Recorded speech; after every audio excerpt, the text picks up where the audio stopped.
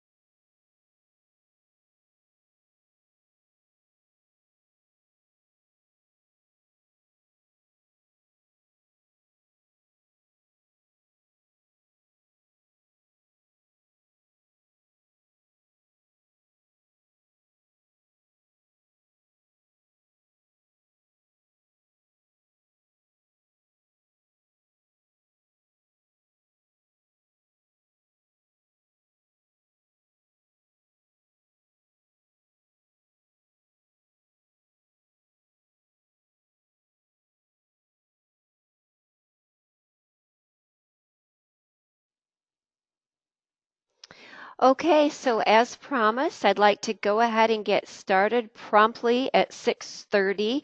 I want to start with welcoming all of you to this 2018-2019 webinar ESP series. For those of you that might be new to the world of charter schools, we often refer to educational service providers as ESP, so that's how you'll hear me speak about them to them throughout tonight's session as well as subsequent sessions to come. So again, welcome back to all of you. I think I can officially say I hope you're preparing for a beautiful festive holiday season. We're into November. It's that time of year. So again, best wishes to all of you for that. I want to thank Lake Superior State University for continuing to support this professional development delivery of a webinar or of these webinars. I hope all of you find them as convenient to receive as I find them as convenient to deliver.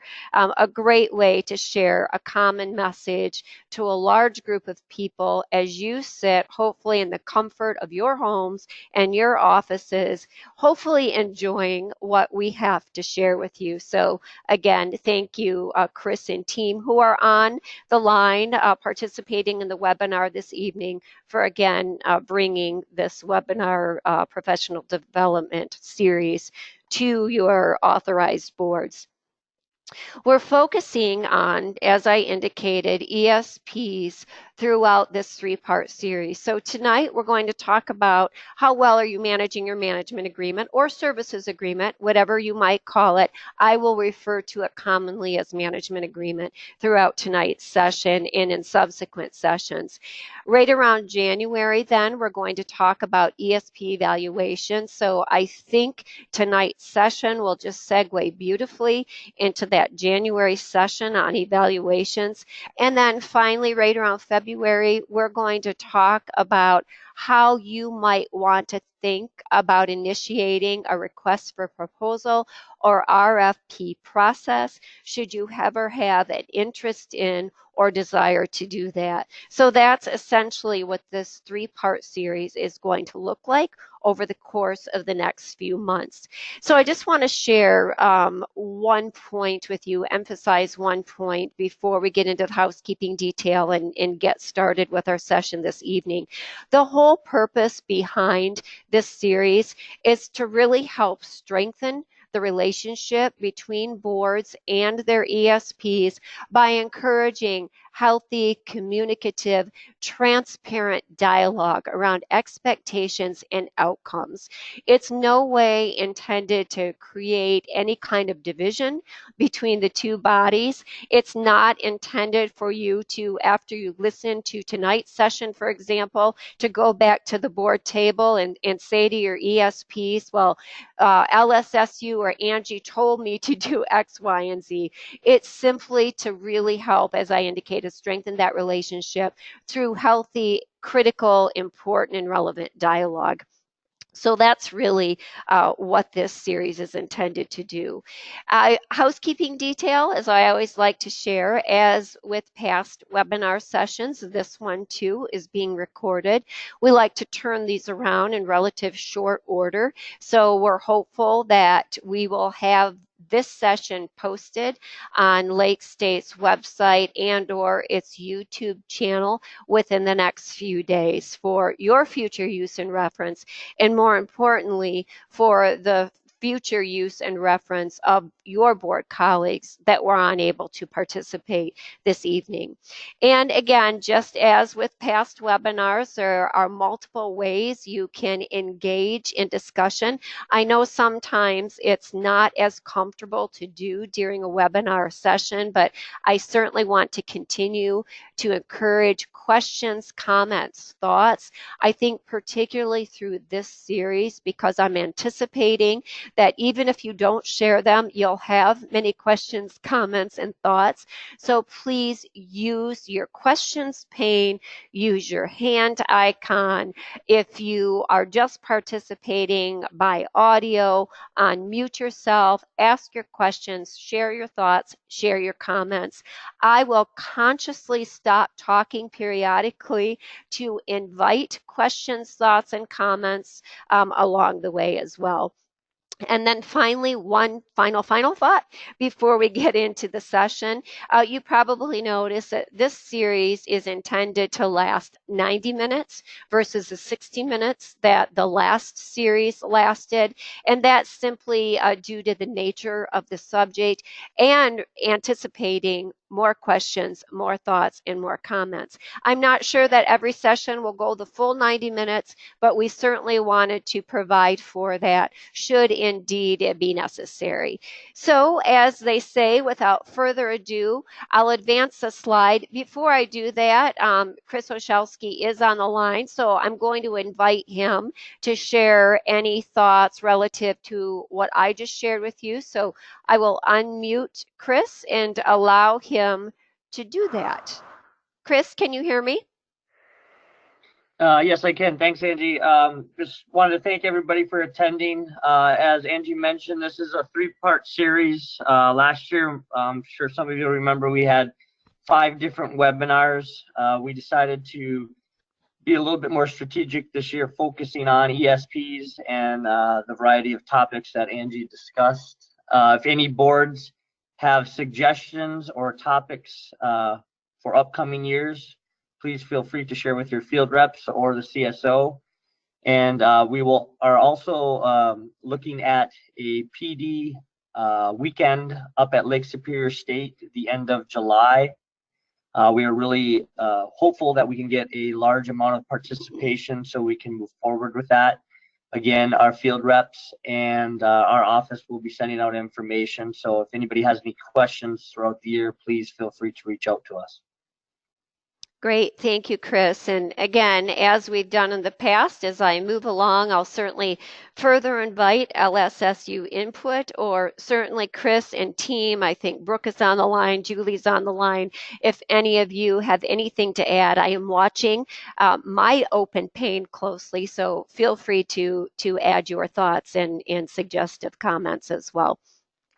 So I'm going to advance this slide, and the next slide is going to be one that for those of you who participated in last year's webinar series should look intimately familiar to you, because I start many of my PD sessions with this slide just as a healthy reminder of the critical role that you play in the success of the charter schools movement.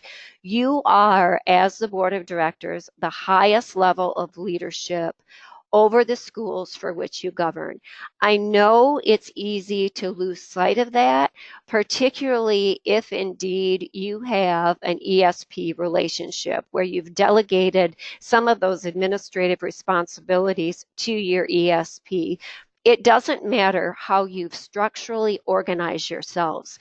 At the end of the day, it's critical for you to remember that you are the highest level of leadership for your schools over which you are governing. So I want you, just as I've said in past webinars, I want you to keep this thought, this philosophy at the forefront of your minds, certainly as we advance through this session this evening, and certainly as we look forward to the next 2 sessions where we're talking about the ESP board relationship. If you ever forget this or lose sight of this fact, I would encourage you to simply turn to the law.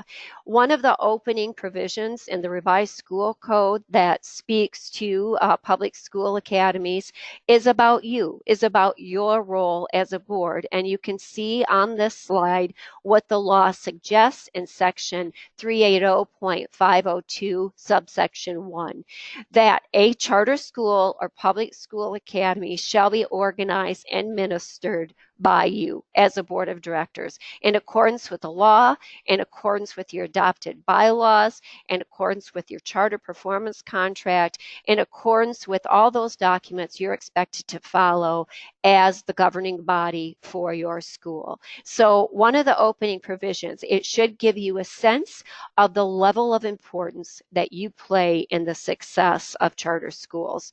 I've highlighted 2 words for you, organized and administered. We're going to be talking about those 2 words in particular throughout the evening. I'm not going to read those definitions to you. You see them in front of you. I think what's important for you to understand that as the organizers of the schools over which you govern, you have a key role to play in ensuring that your schools are unified and functioning, right? So I will point out the definition that you see there speaks to forming a coherent unity or a functioning whole.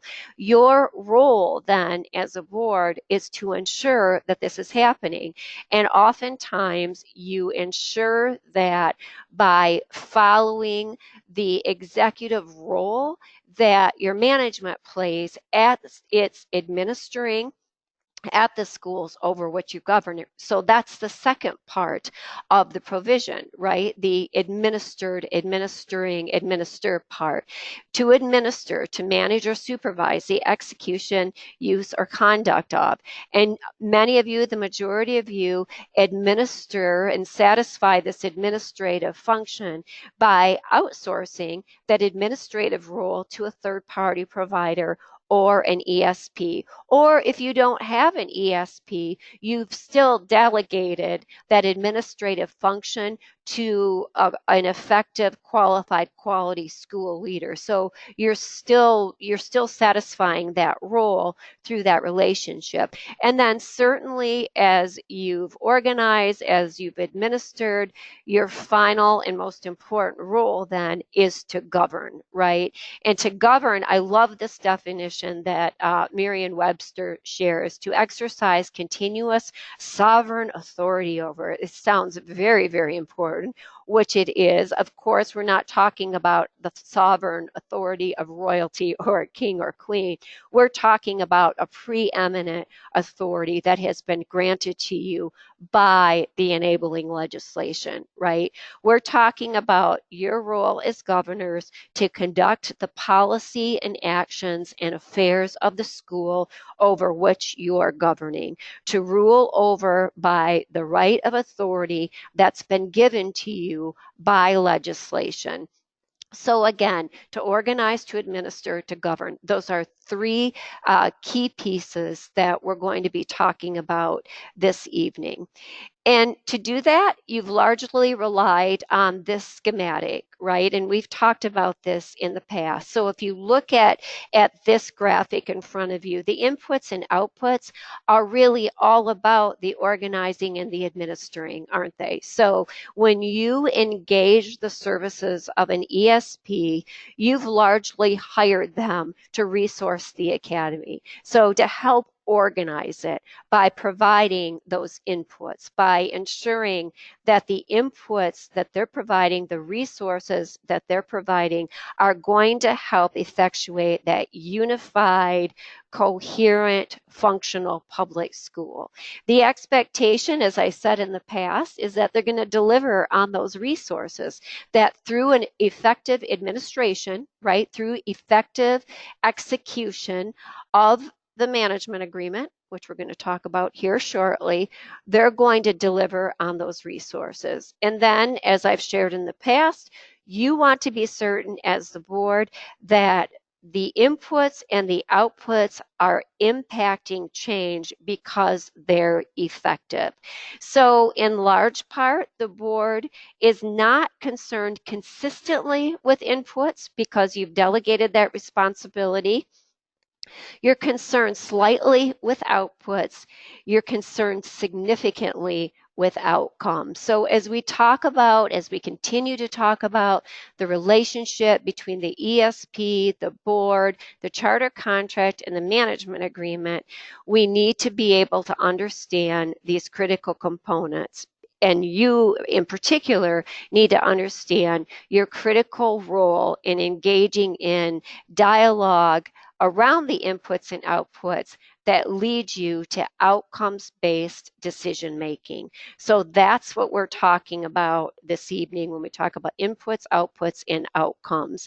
And you really have two documents, two critical documents. Some would say the two most important documents under which you operate that help create that outcomes framework for you. Your charter performance contract, which is on the left of the screen, and your management agreement or services agreement, which is on the right of the screen. So both of these documents will help you best determine what effective outcomes you should be focused on as a board. You know that your charter contract contains the standard legal documents, which are going to be really the first part of the contract itself. And then following those standard legal documents, every schedule thereafter is dedicated uniquely to the school over which you govern. So in that, you have your educational program, you have assessment and evaluation language. Your charter contract is going to speak to how you're structured from a governance perspective, your physical plant description. Within the educational components, what's the curriculum that you're using? What is application and enrollment supposed to look like? You've got those guidelines. So all of those documents beyond those standard legal documents are unique to your school. Your management agreement then should certainly be considering that charter performance contract language in its narrative, in its provision, which is why these documents should align. Now, when I say align, I'm not talking about obviously taking those components of your charter performance contract and copying them over into your management agreement. Of course, that's not practical. That's not what I'm referring to. What I'm suggesting is this, that you have expectations outlined in your charter performance contract. You have educational goals outlined in your charter performance contract. You as a board, through your management agreement relationship, should be asking, is my management agreement, is the narrative included in my management agreement helping me understand how this management company is going to meet or exceed those charter performance contract goals and or provisions?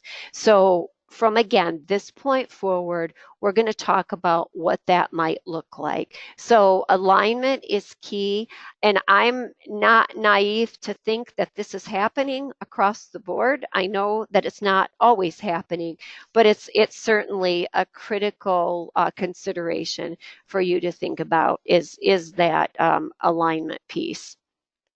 So as we look at alignment of documents, I thought this might be a good time to just sort of lay out for you the governance document hierarchy, because you know, as the highest level of leadership, as the executive body for the school over which you're governing, there's a whole lot of rules, laws, regulations that you need to follow. So to simplify what the codification of those rules, laws, and regulations look like, I thought it might be helpful to just quickly plug in this governance document hierarchy. So, you know, public education is governed by the Michigan Constitution. Article 8, sections 1 through 3 of the Michigan Constitution addresses how public schooling should be administered within our state of Michigan. From the Michigan Constitution, then, you have legislation, and we talked a little bit about that a few slides ago, that impacts for charter schools in particular how charter schools should function, what the rules, laws, regulations are surrounding charter schools. or public school academies, as we call them in Michigan, which, by the way, we're the only state with charter school law that refers to charter schools as public school academies. Then following the enabling legislation is your charter performance contract.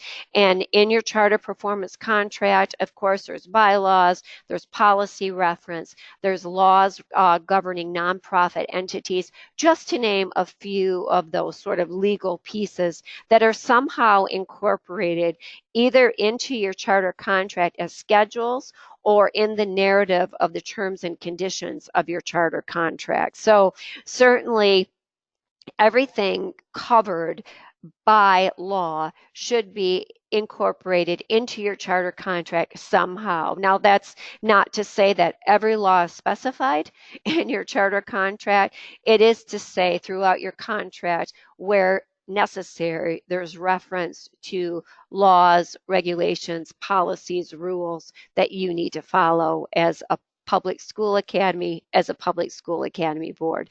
And then under your charter performance contract is your management agreement. So you see that your management agreement is the inferior document to your charter performance contract. Your charter performance contract is indicated as the superior document. So in the nature of superior and inferior, what happens with you as the board then is you become the supervisor to the management or services agreement.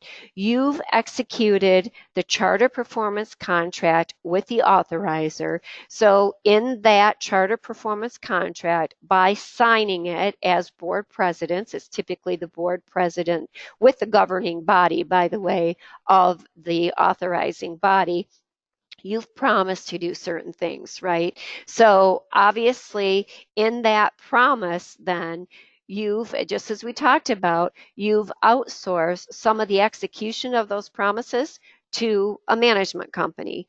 You then have a responsibility to ensure through a supervisory-like role that the management agreement or services agreement is complying with the rules, laws, regulations, with the promise of that charter performance contract. So I want to stop here for a minute because what I want to emphasize is that I'm suggesting you become a supervisor to the management agreement, right?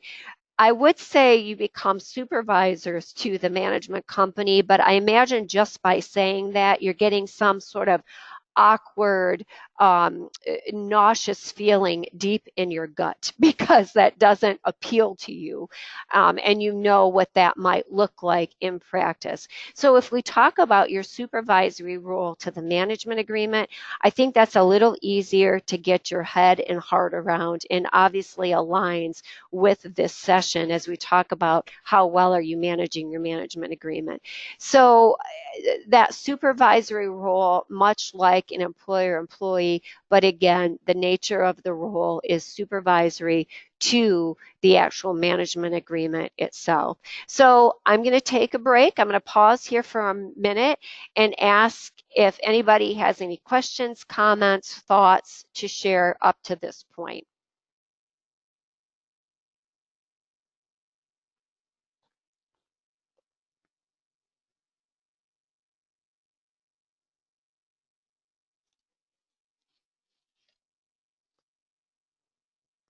Okay, seeing none, we will continue on. So what we're going to talk about now is if you look at your supervisory role to the management agreement, what does that look like practically? So the role of the supervisor is that of an overseer, right? An overseer whose main responsibility is to ensure, for those of you that have heard me speak in past webinars, and obviously in this webinar tonight have heard any of my professional development sessions, particularly to you as boards, I use this word all the time, right? An overseer's main responsibility is to ensure that a group, in this case, that we're going to say that an agreement narrative includes language that ensures production in a timely, quality, cost productive, and safe manner within the parameters of the job for which he, she, or they were hired. So you see 3 words highlighted there for those of you that have the screen in front of you: overseer, insurer, and job. So in the context then of that supervisory role, how does a board best satisfy that? So we're going to talk about then 3 ways that as a supervisor to that management agreement, you can satisfy that role. The first way, understand the job to be performed. So in your management agreement, you will have a section that, or you should have a section, I should say, that lists out the services to be performed by the management company. That's the job you hired the management company to perform, right? So that's what I'm talking about. Understand what that looks like. Understand or establish the board's expectations relative to the job to be performed. So we're going to talk about that as well. What are those expectations? Again, here's the job, here's the services to be performed. What are the expectations on how those are going to be executed? And then finally, what are the agreed upon results or outcomes through effective performance against that management agreement or against that job? So those are the next 3 pieces that we're going to talk about as we move the session forward. So as we look at understanding the job to be performed, just as I suggested, what did you hire management to do? Now, let me just say here for clarification purposes, I understand that some of you probably sort of fell into the relationship, right, with your management company. So what do I mean by that? Management company ABC came to you with a potential interest of becoming a board member for a school that they wanted to start. Okay, I get that. But at some point then you'll remember that you had to take over the reins as you initially organized that school. So once you received that baton, then the role switched a little bit, right? So you became the overseer, the supervisor of that management agreement, right? So within the context of that, you still need to understand what are they delivering for you as a board? What are they expected to deliver on behalf of the school over which you're governing? So what did you hire them to do? Refer to the management agreement, look through that section. I would encourage you, obviously, to hopefully after this session, you'll all go back and review your management agreements in their entirety, but certainly at a minimum, for purposes of this discussion, this slide, review those services and determine what it is you hired management to do. And even, let me just say this, even if you've been in a management relationship for 15 years, it's never too late to do this critical work, right? Because again, in the spirit of strengthening the relationship, I think these are important steps to follow. So what did you hire management to do? The second question, and I'm going to, these first couple slides about the supervisory role, I'm going to be asking questions instead of just dictating to you, this is what you need to do. So the second bullet there, does what you hired management to do and the job outlined in the agreement align? What do I mean by this? We'll take a real live situation. If you hired a Midwest Management Solutions to deliver HR and financial management services, they're not going to deliver an NHA full management model, right? That's not what you hired them to do. So when you look at what you hired management to do, so again, going back to Midwest Management Solutions and Ralph's group, if you just hired them to deliver human resources and financial management, you need to be certain that the language in the management agreement aligns to that. This is what we hired you to do. This is what you're expected to do. On the other hand, if you hired National Heritage Academies, you need to get into the management agreement and certainly familiarize yourself with all of the services that NHA provides under their business model. So this is really about understanding the business model of the management company that's then been formalized and memorialized through this document we call the management agreement. So really important to understand the alignment there. Third is the board asking for clarification on those delineated services. So if after this session, you all go back and review your management agreements and you see language in there that is not clear to you about the services to be performed, be sure you have conversation about that, right? So a specific example and one that I tend to see conversation around on a pretty consistent basis is subcontracting services, right? So if the management agreement suggests that there are certain services for which the management company is going to subcontract, then it might be in the board's best interest to ask for clarification around those subcontracted services. What are they? What do they look like?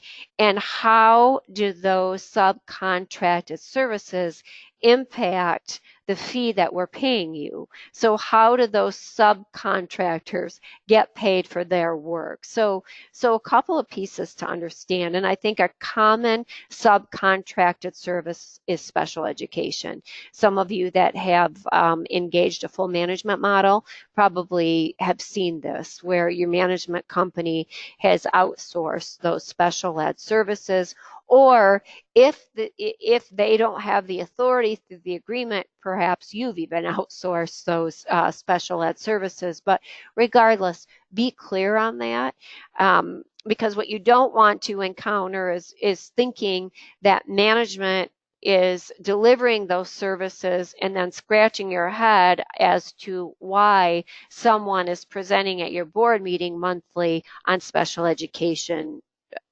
services, right? So again, just be clear if you don't understand some of the services that are to be provided. And then when you look at those, really think about, are the services to be performed that are, delineated through this document clear? Again, we just talked about that. Do I get them? Do I understand what those look like? Are they concise? Is this agreement telling me they're going to deliver this service in, XYZ fashion? Just to the point, concise, and are they measurable? And we're going to be talking about measurability more so during the next session when we talk about ESP evaluations, but I wanted to just put it out there to allow you to start thinking about measuring the performance of your ESP, of that management agreement. So again, I'll stop for a minute and invite any questions, any thoughts. Lake State, Chris, is there anything that you want to share to supplement anything I've said to this point?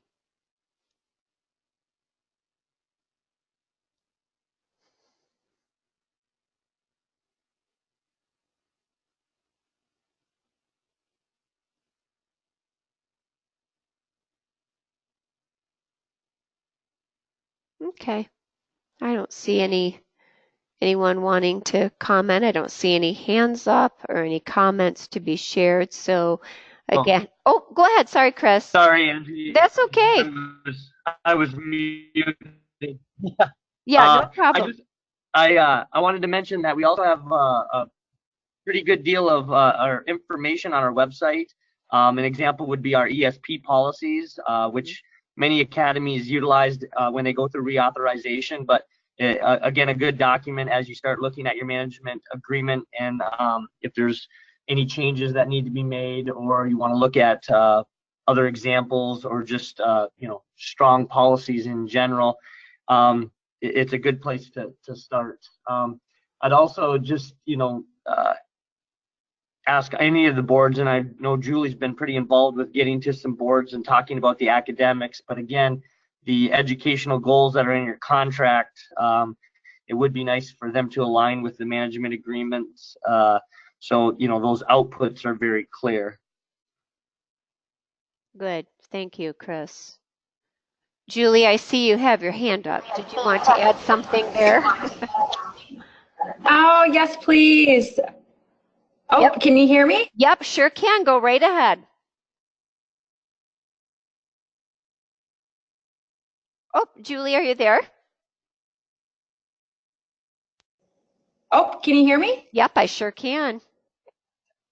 Okay, sorry about that. I guess I don't know what happened. Yep, that's okay. I was just going to add that just as, it's my job to really measure, I guess, the degree to which your academies are meeting their educational goals. And really you want to have an awareness. And I'm trying, like Chris said, I've been really making an effort to get out and report to the boards, but that's really one of the basic documents you are going to want to be familiar with. Just how I'm measuring academic performance and what your goals are.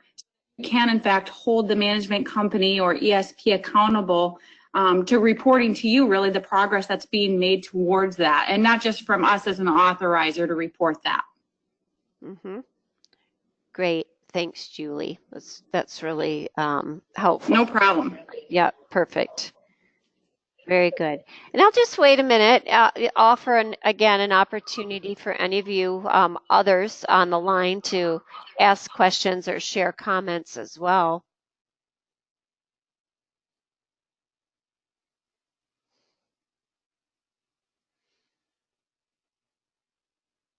Okay, very good. So we, again, just talked about understanding the job to be performed. So would you hire management to do? Is what you are expecting them to do aligned with what you hired them to do? And is that articulated in the agreement clearly, concisely, and measurably? And then asking for clarification on any services that perhaps you don't fully understand. So that's all under the category of understanding the job to be performed. So next, we're going to talk about expectations. Now, again, I would bet, based on the management agreements that I've seen over the course of the, oh my goodness, 25 years, I think, that I've been doing this, not a lot of them speak to expectations. So again, I want to emphasize that even if you've been in a management relationship and you've been operating under the same management agreement for a long period of time, have conversations, please, around expectations. So this slide is going to address how you might want to think about that. So first of all, does the agreement identify performance expectations? So revisiting the agreement, rereading the services to be performed, and asking yourself this question will be a healthy way to initiate that conversation with your ESP about expectations. Do those performance expectations, again, align with the charter performance contract? So we've talked about that. You just heard from Julie and Chris about what the expectations are relative to your authorizer in terms of, indeed, aligning those charter performance contract goals, those charter, the charter performance contract language, where appropriate, with the performance expectations in the management agreement. And something else to think about are those expectations identified by service. So if you've engaged a management company that's, again, what I'll call a full service provider, there's a whole list of services likely that are indicated in the management agreement. They might include student recruitment and enrollment. They might include details on student assessment, instructional materials, employment personnel, school, business administration, accounting, food services, etc. So what we're suggesting here is that you have discussions with management around expectations relative to each of those services. So, okay, student recruitment and enrollment. What are the expectations that the board has for effective student recruitment and enrollment Let's discuss those. Student assessments, right? What are the expectations relative to the assessments being administered?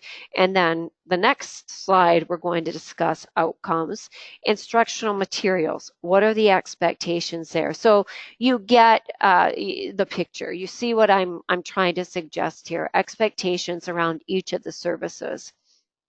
And then think about, does the board or does the agreement address the board's expectations on the actions and behaviors by which those services will be conducted? So what I'm suggesting here is that we don't just say it's the expectation that ABC management is going to recruit on average 50 new students per year per grade, right? But we're going to talk about how is that going to happen? What is that going to look like? What are the actions and behaviors surrounding that? Or probably even more practical, the employment of personnel.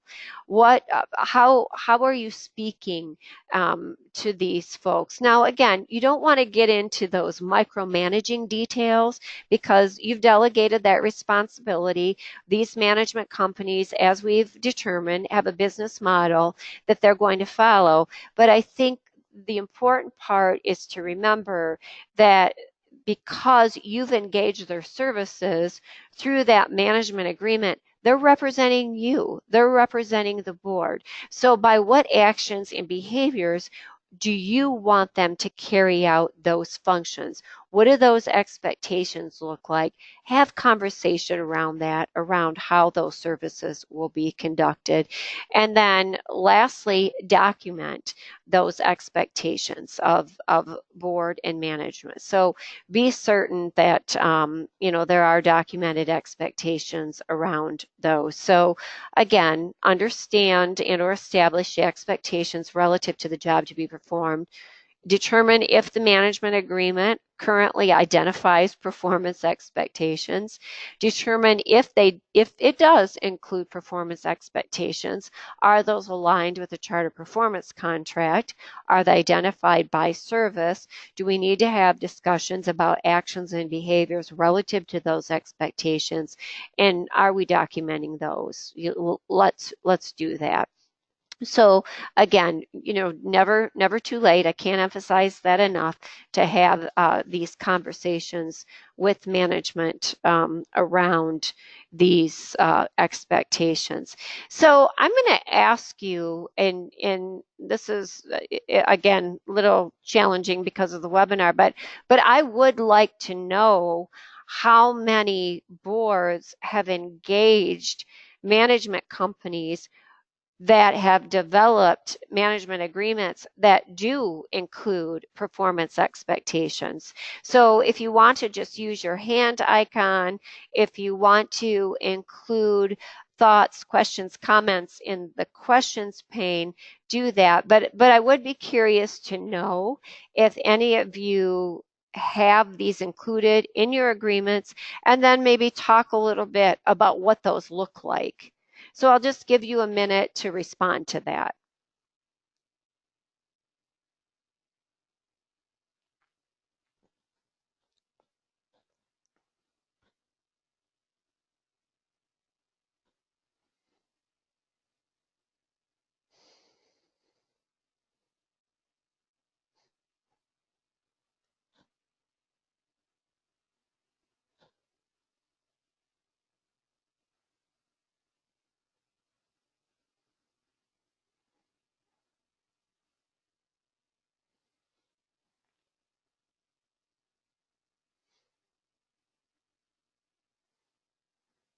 So I'm actually going to choose someone to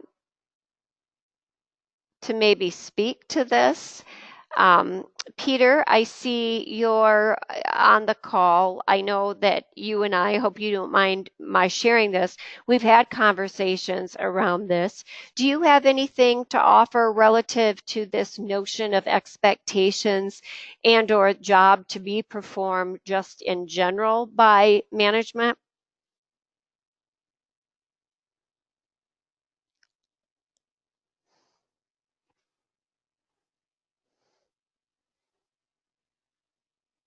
Angela, can you hear me? Yeah, I sure can. Thank you. Thanks. Thank you very much. We don't have a management agreement per se. We are in the process of thinking about putting one in. We actually have an agreement with the two people that run our school, Right. and we don't have, a lot of these things we don't have. Okay. So, Sure. I'm taking notes as you're speaking because Sure. we in general we have some basic guidelines that we've given the two guys that run the school, and we keep on them pretty hard. Financially, we have a lot of objectives, which that's my background, so I kind of keep tabs on the financial piece.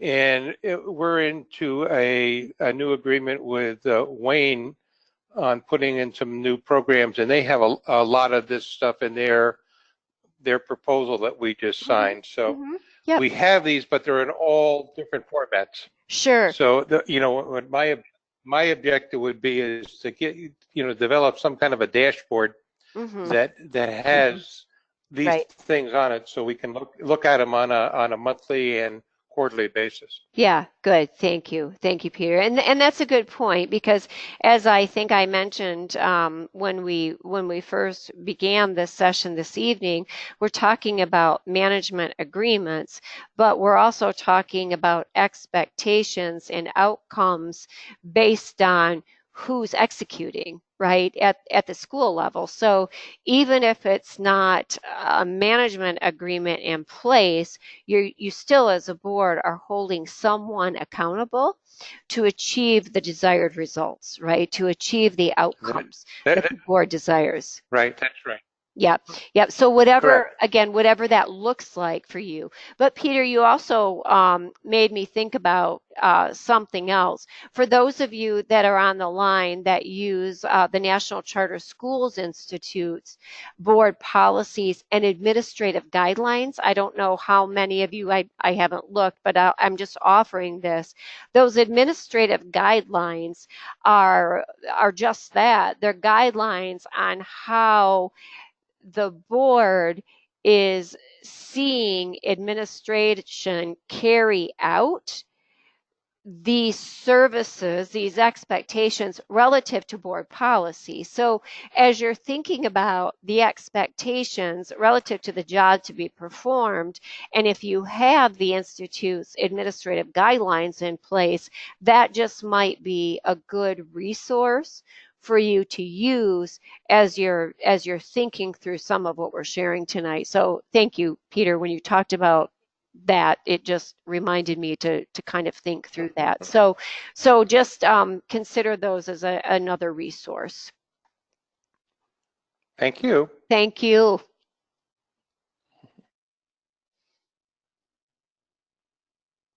Okay, very good. So we will move on. So we've talked about the job to be performed, right? What is it?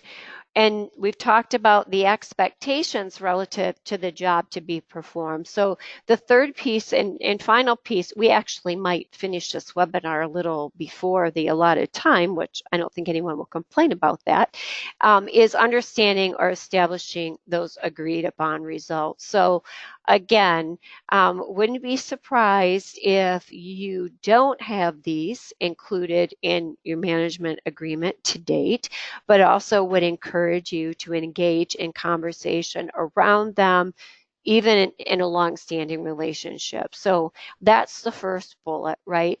By service, mutually agree upon the desired results or outcomes. And again, I say by service because what we don't want to have happen is, as a board, you engage in conversation with management around that agreement language, and you come up with some general statement about expectations and about results.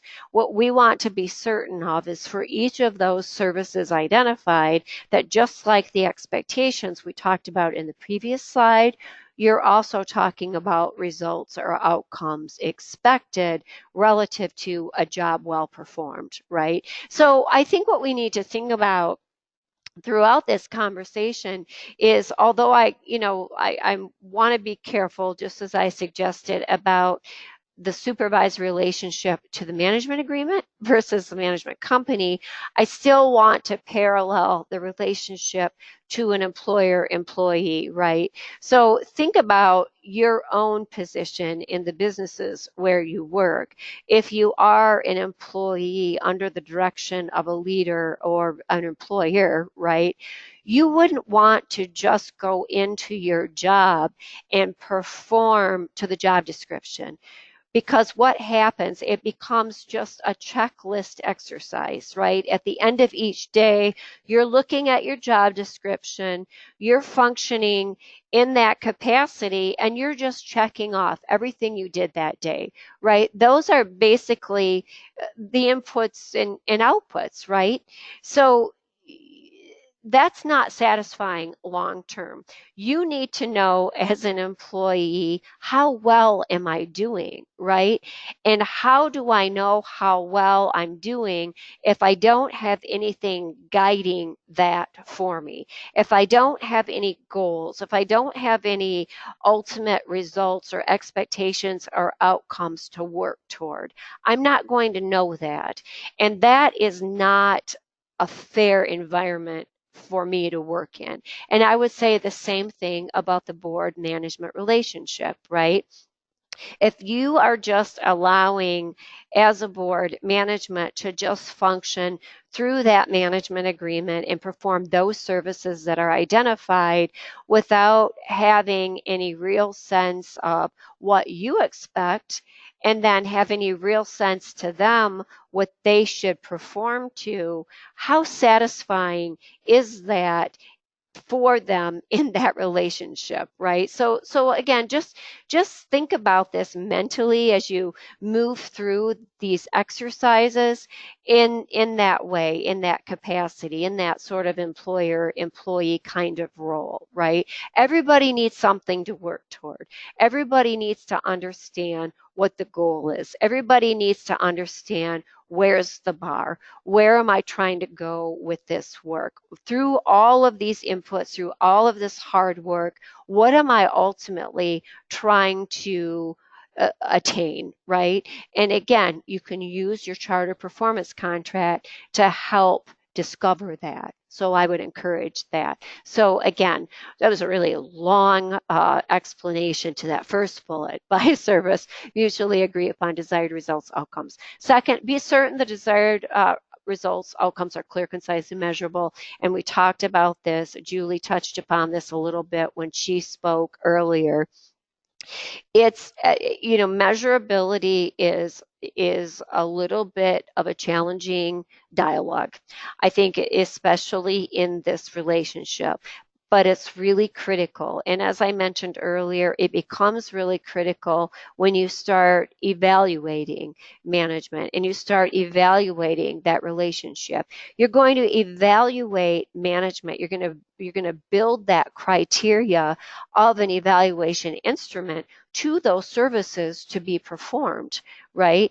So if you haven't identified measurable outcomes, how are you going to evaluate effectively against that management agreement? So having those conversations around measurability of those services, how you're going to measure the effectiveness of success is, again, I think a really important dialogue to have.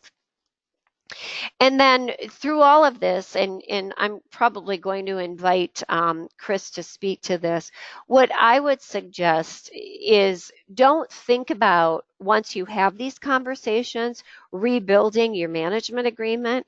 If you're developing expectations and outcomes that they ultimately need to be a part of the management agreement, don't necessarily think about rebuilding it. Think about maybe adding an appendix or an attachment to the existing management agreement. Now, what I don't know in terms of late states policies, if that's an acceptable approach for them. So I'm just going to ask Chris that question. If indeed a board undertakes this exercise, if they were to just attach some of what we're talking about to the existing management agreement, would that be acceptable to you as the authorizer and in compliance with the policies? Yeah, Angie, I think that would be appropriate. I think it depends on, what's all being added. But if you're talking about academic outcomes and maybe being financially responsible or different things, and we could, if as they start to draft that, we can look at that. The other piece that I wanted to comment on, as it's only November, but as we start to look at evaluations, and I know we're going to be having our next webinar in regards to some of that, but I think it'd be a great starting point, at the next meetings to dig out old evaluations and look at what is truly being evaluated, and does that need to be changed? Because a lot of times we see boards, management, they kind of forget about the evaluations until late spring, and then they rush to do it. So if there can start to be conversations now, I think that would help everyone with the partnership and truly looking and evaluating the actual goals that they're creating. We understand that every academy we have kind of has a different framework, whether it's full management, some are just human resources, some have a variety of things going on. The evaluation template that is in Epicenter is exactly that, a template, and we encourage all the boards and management to tweak that to best fit their needs. We've also discussed the last few years about how to incorporate administrator evaluations in that, and I know that will be a discussion at the next webinar in January. But I do think those discussions should start now, not in April or May, because at that point sometimes it's a rush then. So and those can then again correlate to your management agreement goals and outcomes as well. Great. Thank you, Chris. That's really helpful. Very good. Now, what I don't want, so I was just reading a question that came through in a comment. I know some of you are thinking that perhaps a lot of what I'm sharing or some of what I'm sharing might sound as though you're trying to micromanage management. I don't want that. That's obviously not what we're trying to encourage here. What we're trying to encourage is that the management agreements that are entered into between the board and management provide all of the expectations that are necessary for the board to ensure that management is administering these services, executing in a healthy, respectful, desirable way as is representing the board of directors at the school, if that makes sense. So maybe an example, a better example, I think I was going there, but I got distracted, when we talk about personnel. So if your management company has the authority, which most of them do, to hire personnel, right? To hire, retain, fire, train, develop personnel. You don't want a management company that, for example, I mean, this might be extreme, but not really, because I've heard of it happening, that is engaging in any kind of, what might be considered bullying practices, right, with the staff at the school. So you want to be sure that the actions and behaviors that are being delivered through that service aligns with the respectful culture that you are trying to establish as a board.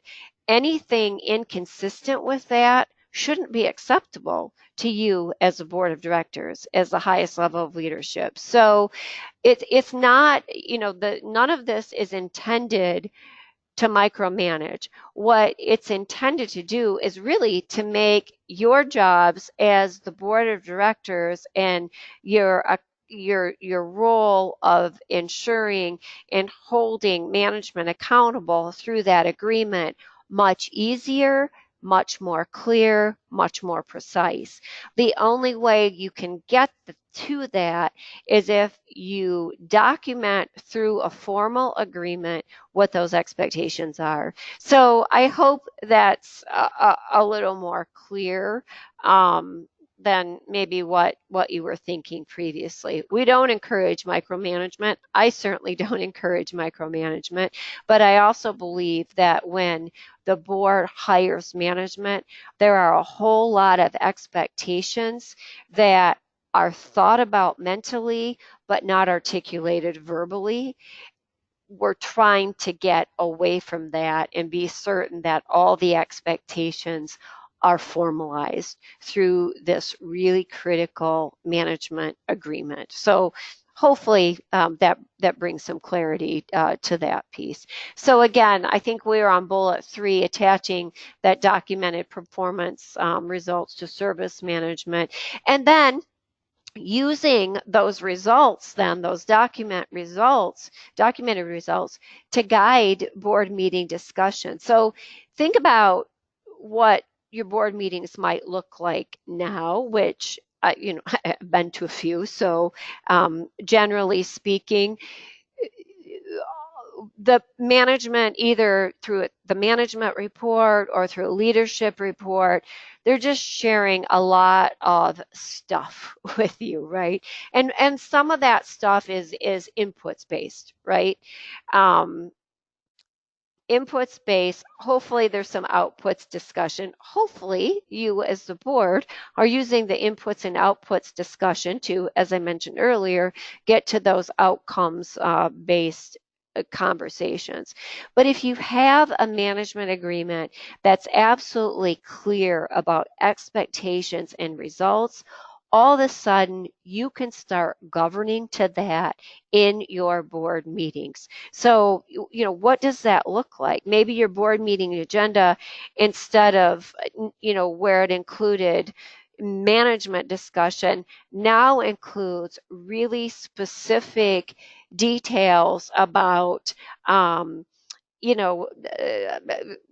personnel outcomes or assessment outcomes, which you should be talking about anyway, but physical plant description outcomes. So based on what's included in that management agreement. So again, just food for thought. Once you have a well-crafted management agreement that contains all of the details we're talking about this evening, you should be able to have really healthy, hopefully somewhat more efficient board meeting discussion around the board table.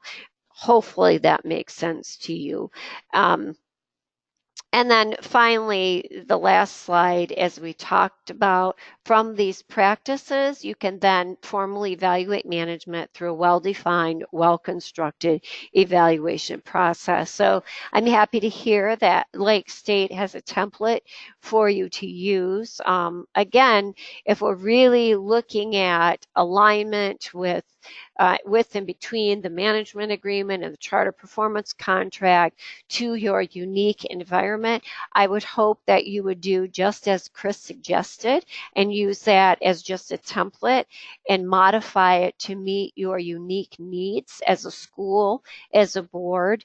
Consider the management agreement provisions when we get there, the expectations and the outcomes as they're aligned to that charter performance contract. So happy to hear. And obviously you're going to hear a whole lot more about this when we reconvene our webinar in January.